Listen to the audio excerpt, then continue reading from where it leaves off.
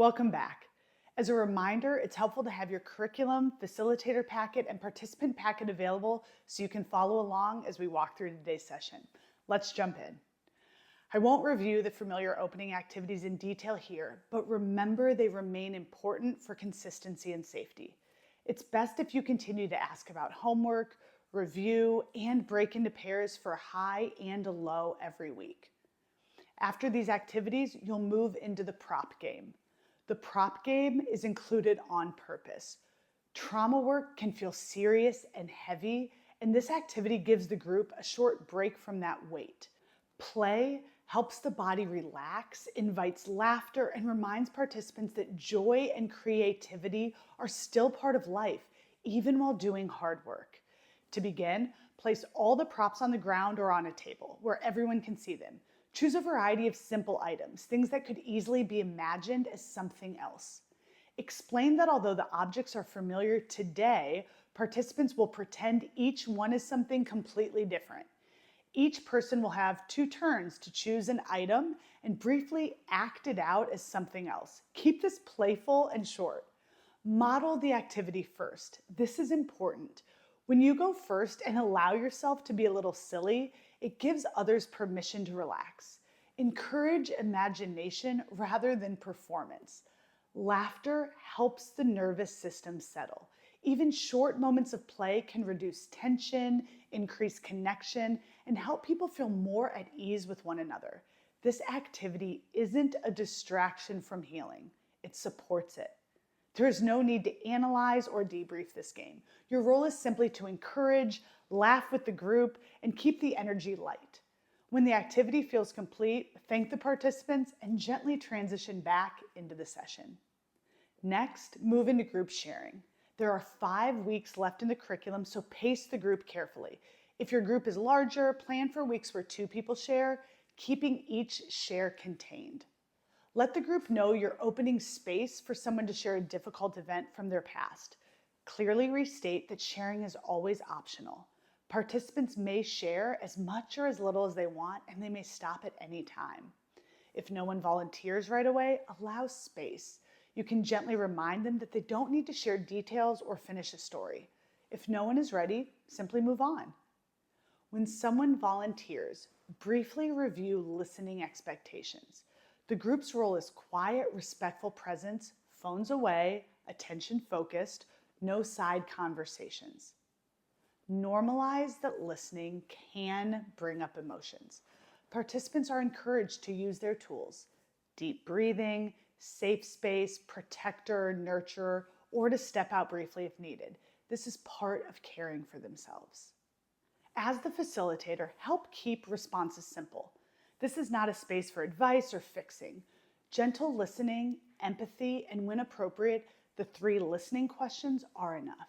Let the person sharing know you'll help track time. Keeping sharing to about 5 minutes helps everyone stay regulated. Let them know you're available after the session if they want to continue. After the share, thank them for trusting the group, then help them return to the present by asking how their body feels now and what emotions they notice. If appropriate, invite prayer for the person who shared. If no one volunteers, you may close in prayer yourself. This structure helps sharing stay meaningful while keeping the group steady and connected. Next, guide the group through a few rounds of deep breathing or use a minute or 2 of the audio file. This week's story is The Bleeding Woman. The rhythm should feel familiar, listening once all the way through, then again with pauses to step inside the story and notice emotions. What's different this week is that participants will use a session 4 worksheet. As you pause the story, they'll write down emotions or body sensations instead of only naming them silently. Writing slows the experience and helps participants hold on to what they notice in the moment. It gives them something concrete to return to later. Lead the story as usual. During the second telling, pause at key moments, invite participants to imagine themselves as the woman and notice what they feel emotionally or physically. They may use the feelings chart, describe sensations, or write out just a few words. After each pause, allow time for writing. Then invite 1 or 2 people to briefly share before continuing. Sharing remains optional. After the story, move directly into emotional experiencing, using the moment when Jesus stops and asks who touched him.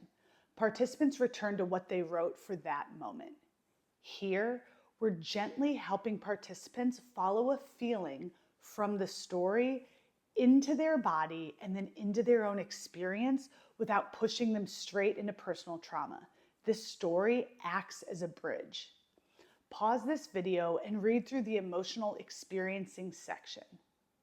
As you ask how the girl feels, where she feels it, and how she's standing, the work shifts from thinking about emotions to noticing them in the body.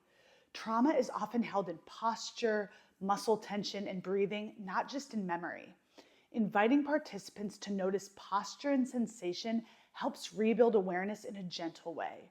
When they slightly mirror a younger version of themselves, the body is allowed to remember without explanation or performance. Next, invite in the nurturer and protector. This is where support is added. Participants are no longer alone in that posture or emotional state.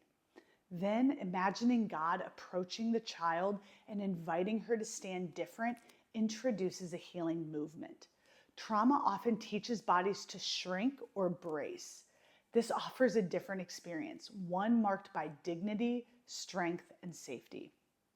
As participants lift their chest, raise their head, and breathe steadily, they practice a physical experience of support and choice. Even small posture changes can send signals of safety to the nervous system. You'll then share the words, "I am the Lord your God, who brought you out of Egypt. I broke the bars of your yoke and enabled you to walk with heads held high." Hearing these words while changing posture and breathing helps connect meaning with lived experience. Finally, invite reflection on how participants experience the exercise. Some may notice calm or relief. Others may feel discomfort. All responses are valid. The goal is becoming familiar with the process, noticing, receiving support, shifting, and settling. As the facilitator, guide slowly and trust the process. Small movements matter. For homework, participants will write a compassion letter. This exercise builds directly on today's work, connecting with a younger version of themselves and experiencing care through the nurturer. Many people carry shame, self-blame, or harsh inner voices that formed when they didn't receive protection or comfort. Even when those moments are long past, the messages often remain. The compassion letter gently interrupts that pattern. Instead of responding to pain with criticism or avoidance, participants practice offering themselves the care they needed at that time. This creates a new internal experience, being seen, believed, and treated with kindness. In the letter, participants write from the role of the nurturer to their younger self. They name what was hard, acknowledge the pain honestly, and offer comfort and hope. This is not about rewriting the past or forcing forgiveness. It's about changing how the past is carried into the present. Writing slows the process and makes compassion tangible.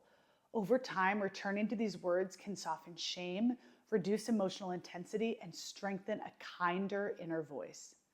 After completing the letter, participants return to their green light activities, choosing 2 per day. The compassion letter becomes one of those activities alongside breathing and visualization. Encourage consistency rather than perfection. Close with a gentle prayer, thanking God for meeting us in pain, for his healing presence, and for honoring even small acts of courage. You are now halfway through From Rebel to Healing. The steady, careful way you are leading matters more than you may realize. I'll see you next week for session 5.